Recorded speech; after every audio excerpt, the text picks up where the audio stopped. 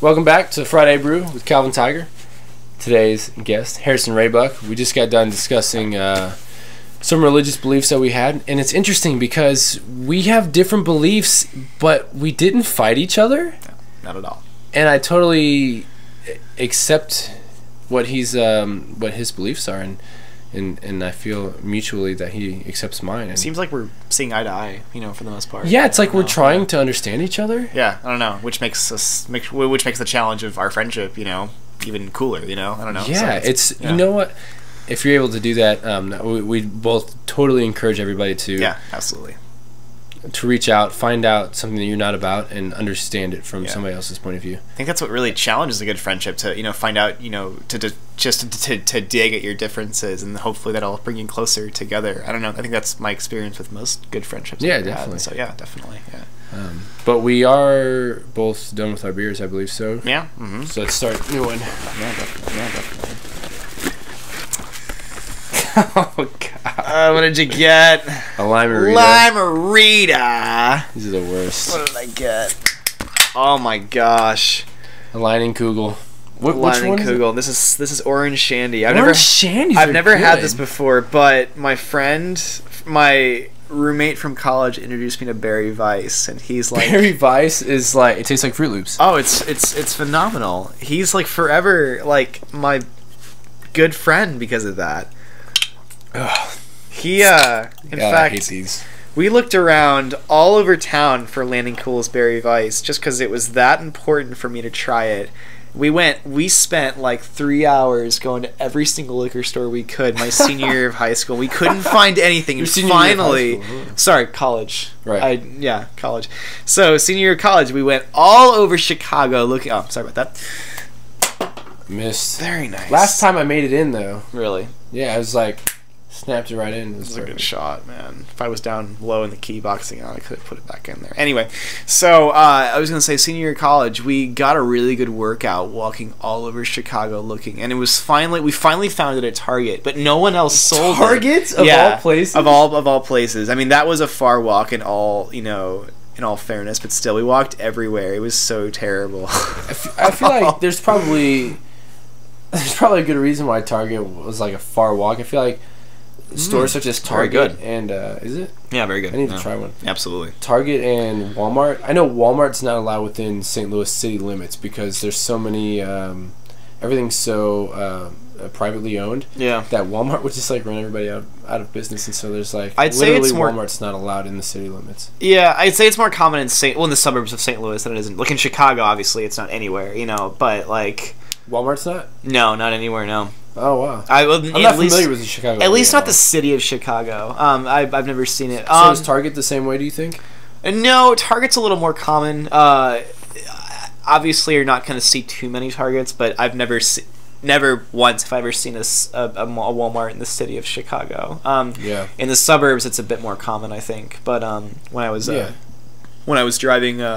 My mom and I took a road trip up to Chicago last week, actually, to look at apartments, and we found a few Walmarts, I want to say. I think I'd like to say we did, unless I'm totally wrong. But you almost want to like plan your like where you're going to live, how close it is to a Walmart. Yeah, no, really. Either Walmart or Aldi, or like a Sam's or something. Aldi, yeah, that's another good one. There was definitely an Aldi, I know that. There were definitely like a few Aldis.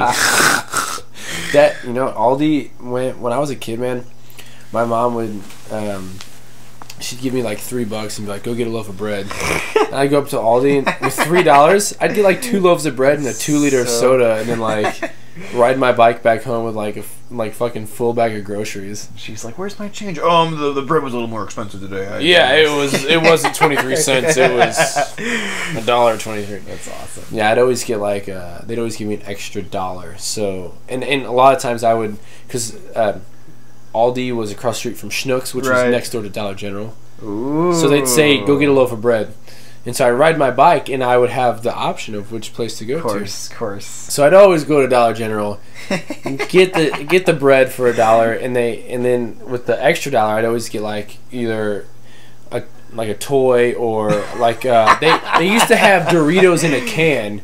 Oh, it was like a double-sized Pringles can. It was like this round, and it was $1. for Doritos in a can, and it was either like some sort of toy. A lot of times I would get change and then go over to Schnucks and spend like 50 cents on like a little sticker tattoo or like a little toy out of the 50-cent machine, where you like twist it or whatever. Mm-hmm. Yeah, I know what you're talking about. Yeah. Yeah, that's how it was. And that was in Lime. That was the I think it's Tesson Ferry, maybe Lime Ferry. Okay. Or the little arch that's in front of like Schnucks. It's across the street from Aldi. Yeah, it's like man, I don't know. I was young, so I didn't know any of the street names at the time. Just knew how to get there. Yeah.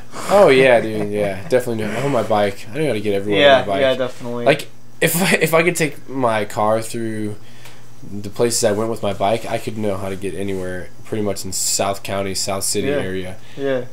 But I don't, because you can't take a bike. You can't take a car everywhere that you could take a bicycle. So you can't do the shortcuts. Like you can't cut through grass or like. Yeah. I used to. Well, when we would skate everywhere, that was like even bigger time in my life than riding a bike. I would skate. So I lived on Telegraph, so I would skate down Rivas Barracks, and I'd skate down to Buckley, and I'd take Buckley down to St. Matthias, and then I'd cut across St. Matthias, like through their like soccer fields into the Melville High School fields, and then cut across there over to Union Road, and that would save me like 30 minutes to an hour of skateboarding. Right. If I just cut through those yards, and then I'd go over to Union and skate wherever, or like go to a friend's house, go to like the driving range and hit a few golf balls or whatever the situation was at the time. Jeez, sounds like you had a good system going down. So really, the party that we had for Complete Music and Video was right in your old neck of the woods. Oh much. Yeah, so Andre's, which is where we had our company party. Not that room, but like the main room, like the main. When you walk in the front door and it's like straight ahead. Our thing was on the right, right? And yeah, we were in the back. We were in the back, yeah, and then there was the other ceremony that I awkwardly walked into. The quinceañera? Right. Yeah. I walked into that too, man. Dude, well, at least you weren't in sweatpants and like a hoodie. And you're right. That was awful. I looked like I was there for something. I had a button up on at least. I didn't even shower that day, man. It was terrible. I looked like crap.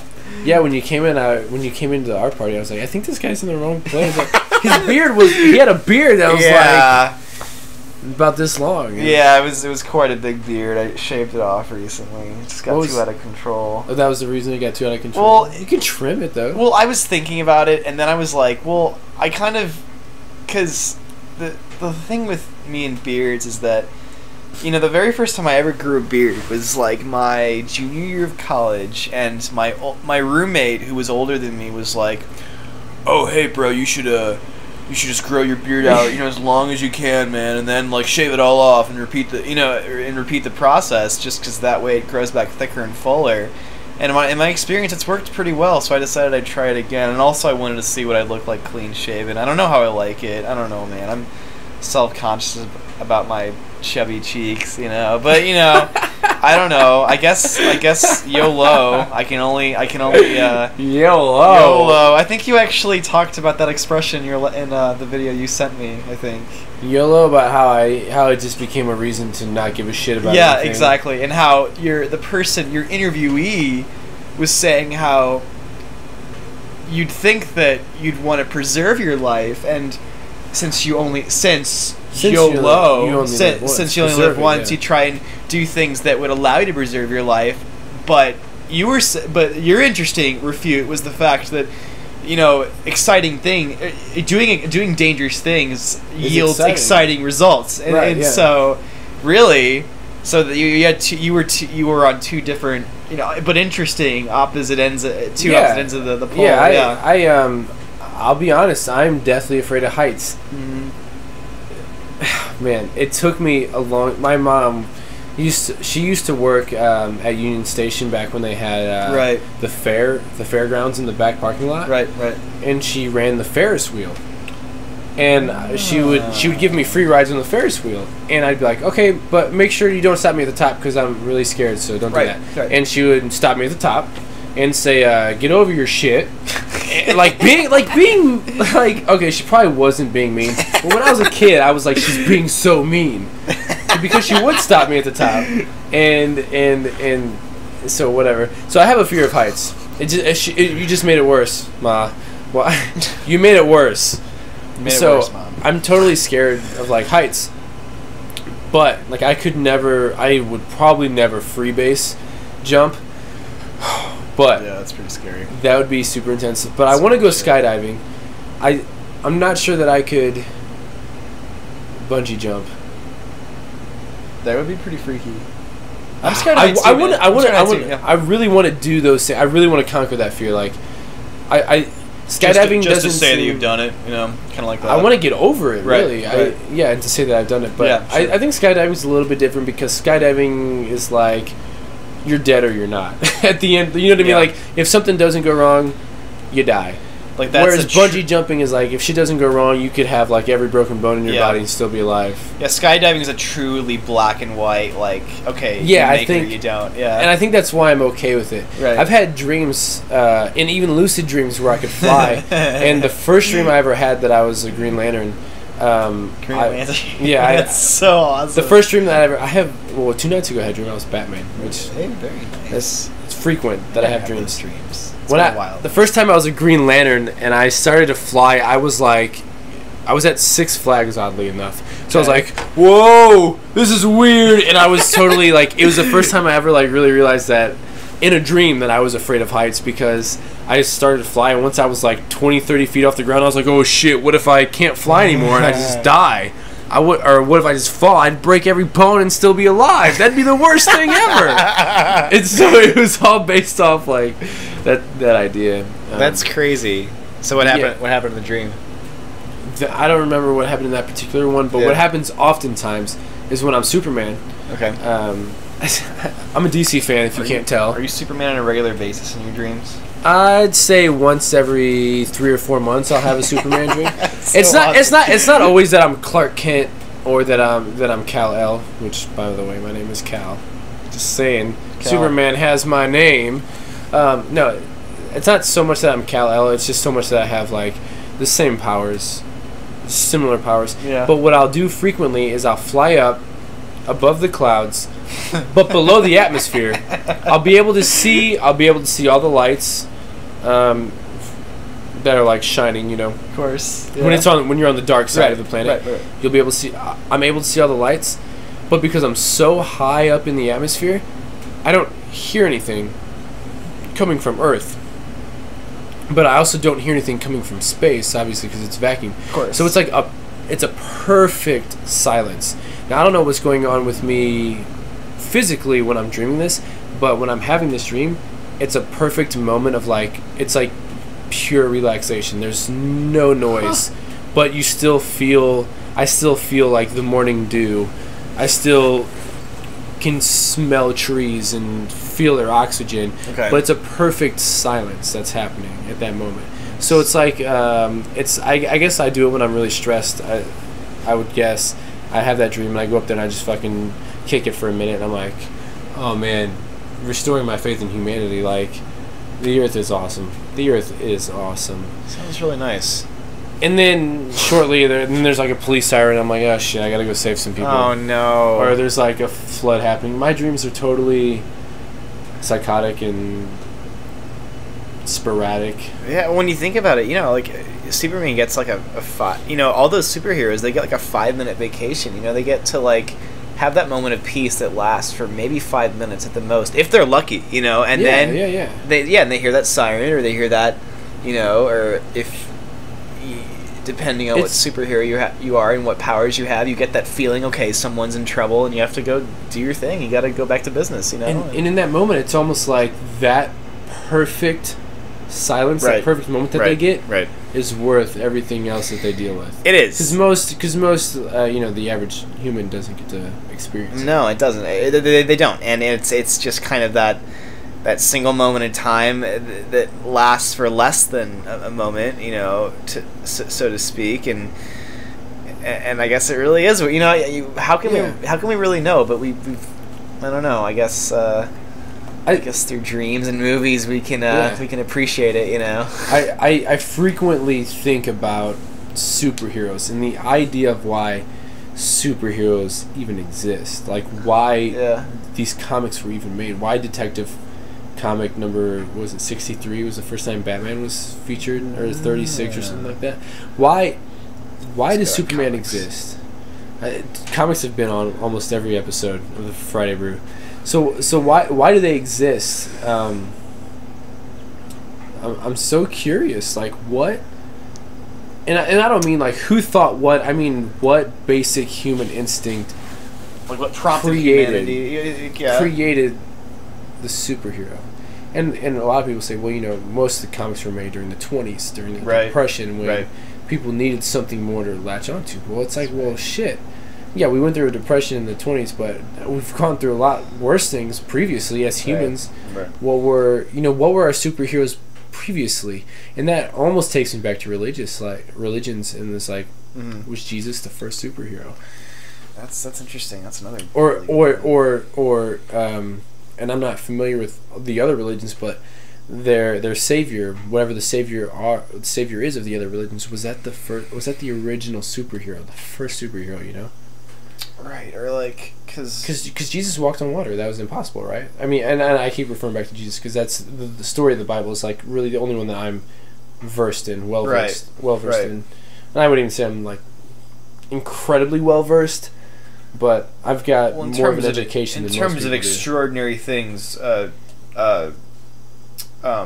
you know, personified. You know, that was very memorable. Jesus walking on water. Yeah, walking on water and changing water to wine. And right. Of course. Maybe I don't know. It could have been like one part of, like the most northern tip of Saudi Arabia, or wherever he was. Maybe some spot that never got cold enough to have ice, but that particular week, it was just cold enough to have ice, and he walked on it and.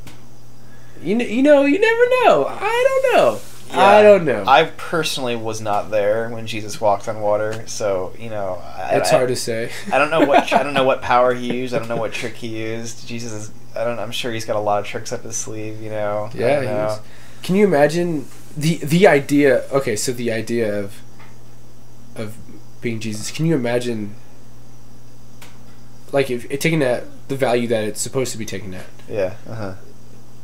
Being that, having that ability, those powers, those abilities, and being totally humble with it, you know. Yeah, you know, it's very intriguing to think about. Well, and it's crazy because it's like, you know, with like the whole, obviously, you know, the very cliche but phenomenal expression that comes from Spider-Man, you know, like with great power comes great responsibility. Yeah, and it's just kind of, and you know, it's funny because, you know, I don't know about you, but I'm a huge Lord of the Rings fan, and it's funny because like, you're not at all. Like I started reading The Hobbit. Right. I never finished it, so I blame that on being busy, and it wasn't as interesting as Harry Potter. That's true. Me. Yeah. Well, Harry Potter and Lord of the Rings go neck and neck. I feel like you sort of cater to one side. Yeah, Star Trek, Star Wars type thing. Yeah, I never read the books. I wish I'd like to at some point in my life. When J.R.R. Tolkien. Yeah, J.R.R. Tolkien. But I did love the movies. I mean, Elijah Wood's kind of a man crush of mine. You should watch Wilfred if you haven't. Wilfred is good. Wilfred is awesome. It's hilarious. But yeah, you know, it's crazy. Like, you know, to think that, you know, you're bestowed this ultimate power. You know, like, what would you like? Just to know, okay, am I the person who would abuse that power? Am I the type of person who would foster that power? You know, just all the options you have, you know, as an individual. You know, what type of person am I? You know, what will I, you know, as a person, you know, what am I, what are your traits that would allow you to either grow forward or grow backwards? Yeah, that type of thing. Well, right. I mean, or help people, or be selfish with it. Well, right. And Lord of the Rings, the Ring of Power, you know, is just it's basically a tragic flaw to anyone. It's basically something to doom anyone, and like, you know, because obviously it is the Ring of Power, but you know, anyone who gets it, you know, uses that power for evil just because that power is so strong beyond any words or any description. And it's crazy to think, okay, so if I had the power that Jesus had, would I be more likely to which direction would I be likely to go? You know, yeah, you like know what I mean? turn water to wine. Probably like more often than not, I'd be like beer too. You know. Yeah, I want to get drunk right now, so I'm gonna drink this Chardonnay. So yeah, absolutely. You know, like that's the type of thing. But at the same time, when you have that Christian, that religious background, you have the idea of original sin that kind of protects you from that notion. Yeah, right. It kind of says like, hey, I don't know. There's a lot, man. I don't know. There's a lot of things that are just when it comes to the Christian religion that swarm around in my head that I need more answers on. To feel comfortable, I guess I need more answers on certain things. It's like, because I think it comes from getting a basic education when I'm young, so like I understand the concepts and I have the ideas in my head, but I don't fully understand all the details because I didn't get the secondary education on it. So it's things kind of are kind of like they're kind of vague. I think it's everyone. I think everyone could use a bit more information on something as abstract, because I mean, when you think about it, you know, religion or the belief in something bigger is just solely based on faith or something. It's based on the faith, abstract. Yeah. You know, and I think it's on basically blind luck, to put it in another term. Yeah, I think you really kind of have to, you know, invest, you know, something that you're willing to trust. You know, it takes being willing to invest something that you're not entirely sure you're going to get back. I mean, it's not like you invest in the stock market and you're guaranteed to get this. Yeah. It's not like that. It's abstract, and I think everyone has confusion when investing something that's more abstract. I mean, you know, it's like, okay, well, what am I going to get back? Well, there really is no guarantee. It's really, it's what you put into it, but also it's really kind of it's taking a leap in faith, you know, and so it's very abstract, and it's kind of no one really knows what they're getting themselves into when they make that investment, you know. So and I'd like to relate that back to the beginning of the conversation of superheroes. Yeah. And bringing it back full circle. What is it specifically about superheroes that makes it okay to believe in that? Like when you read or watch a movie, or when you watch a movie or read a story based on superheroes, you understand there's the fiction that's in it. Right. But what's the difference between fiction and religion? It's something that I personally think about. From time to time, and there's a lot of questions to be answered. Yeah, there are. And it's like a gray area. There's a lot of things that are gray in that scenario. Right. If you could pick a favorite superhero you have, or a favorite hero, it doesn't have to be a superhero, but like a hero, or just some sort of like fictional hero, or whether non-fictional or fictional. What's your favorite hero? I've got two. First and foremost is Green Lantern. Okay, very nice, very nice. And Green Lanterns. Yes. Because there's thousands of them. And the reason behind that being that the Green Lantern, it's a police force, and I don't have, even when I'm on the victim side of things, I have no good experiences with police officers, and I wish that wasn't the case, but that is the case. Even when I was a victim, even when I got robbed at gunpoint and I went to the police, still terrible experience with them. But whatever. The Green Lanterns, there's two things that are required to be a Green Lantern. You have to be fearless, and you have to be confident and have a strong willpower. Yeah. And so those to me are the two most, you know, they say the Green Lantern, the whole thing about Green Lanterns is in brightest day and blackest night, those who fear evil's might, or whatever. In brightest day and blackest night, that's like persistence. In the brightest of day and the blackest of night, anywhere in between, you're persisting through that. I really respect that. I really respect that. I really respond to that really well. So that, my other one my other hero would be, and it's fiction as well, is well, non-fiction. I'd have to say is my father, because I respect him for a lot of reasons. But very good. So many reasons, but fiction, I'd have to say, Driver from Drive,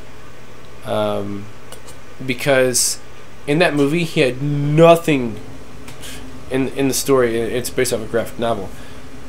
Nothing but good intentions, and ended up in terrible situations, and took care of business what he had to, which also meant losing some people. And I think that's you got to take care of business, and understanding that you're going to lose some people that are very important to you. Yeah. But if it's better for them that you take care of business and have to get out, that's really selfless. Yeah, that's a phenomenal. And that goes over to being the Green Lantern. Is you have to be fearless. You have to be selfless. Yeah. And totally have control over your willpower, which is also important. So we're gonna come back. We'll be back for one more session. One more 20-minute session. Don't leave us yet. We're not done yet. Take a break right now, but we're gonna be back with more thought-provoking discussions. So just hold tight. Hold tight. Girl Scouts. Yes.